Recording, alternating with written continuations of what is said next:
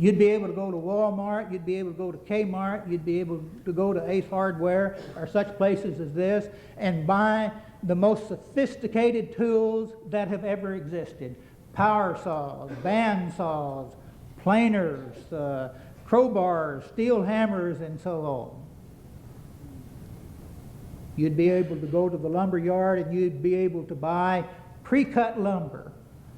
You wouldn't have to hack your beams out of the standing trees as I assume that Noah had to do if he built such a boat as this.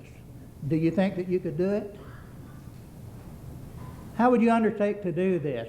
First of all, the notion that a man could do this 5,000 years ago fails to take into consideration that you just don't go out one day and decide that you're going to build a wooden boat 450 feet long. There is a science to shipbuilding. You have to have a knowledge of physics, you have to have a knowledge of calculus, you have to have a knowledge of architecture, you have to know something about structural analysis. How did Noah understand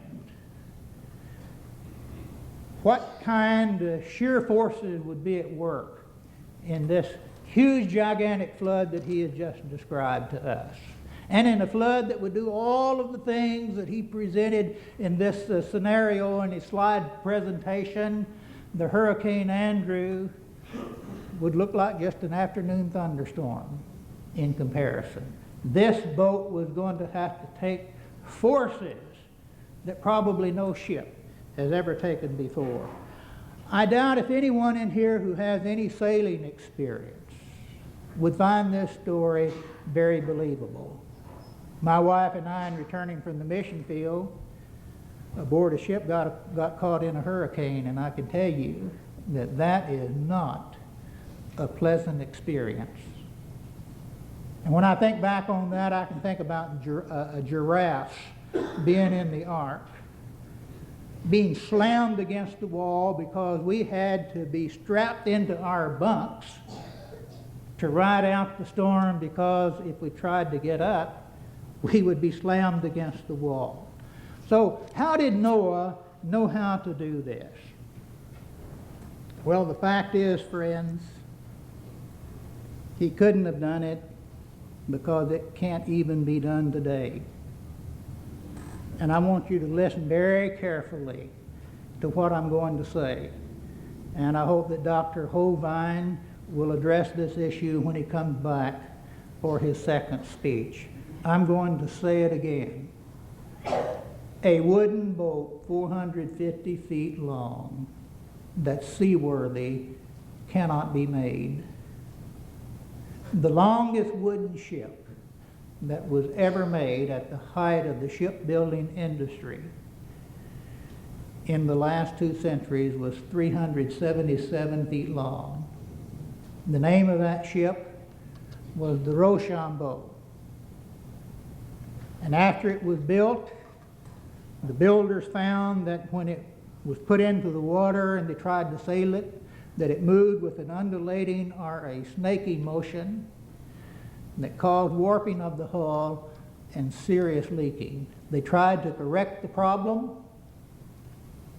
by putting straps of steel diagonally along the sides, but still, they were never able to use that ship in deep water. They had to settle for short coastal hauls.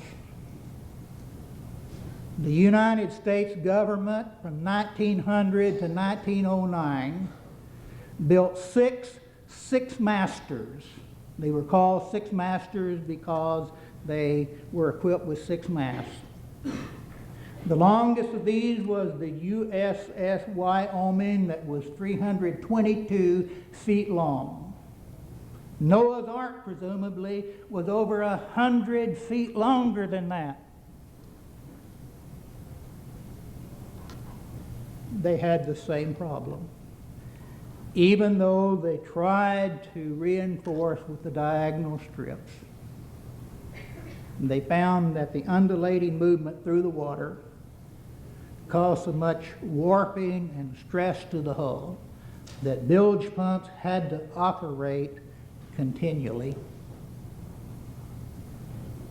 Now, this was at the height of the shipbuilding industry. It was precisely because of this factor that the shipbuilding industry turned to steel and abandoned wood, because they discovered that about 300 feet is a maximum length for a wood ship, and when you pass that limit, you experience the problems that I have just described to you. I hope you have paper and pencil with you, because I'm going to give you some references to check. You won't be able to check them tonight, but those of you who know Dr. Hovind, I hope you will contact him and ask him to give an explanation for this. You won't find these in your library, I'm sure, but most libraries now have a system that we call interlibrary loan.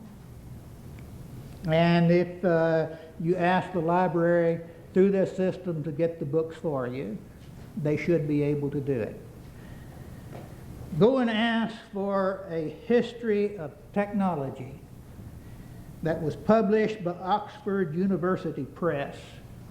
Request volume 5.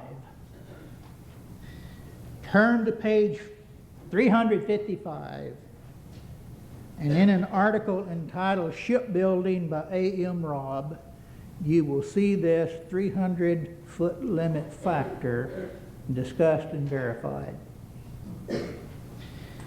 Also request the British shipbuilding industry from 1870 to 1914, published by Harvard University Press. In pages 13 and 14 in that book, you will see verification of this 300-foot factor for wooden ships that I'm talking about. And you can also request American Ships, written by Alexander Lang, L-A-I-N-G. He will discuss this factor, or he does discuss this factor on pages 403 to 409. And in that section, he quotes John J. Rockwell, who was the designer of the 6 masters that I talked about a moment ago, including the USS Wyoming. And Rockwell said, quote, "6 masters were not practical. They were too long for wood construction." Now, you've seen Dr. Hovind pull a stunt that is very familiar to me.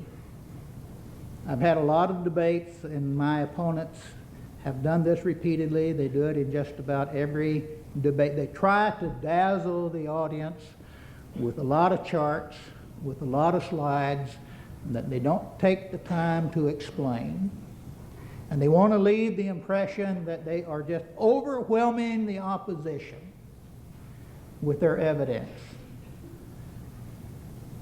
But the book of Genesis said, and God said to Noah, "You make an ark that's 450 feet long."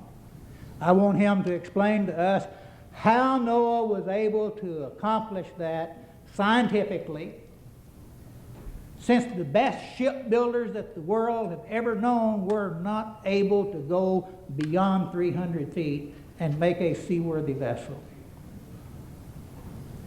You know, creationists like to talk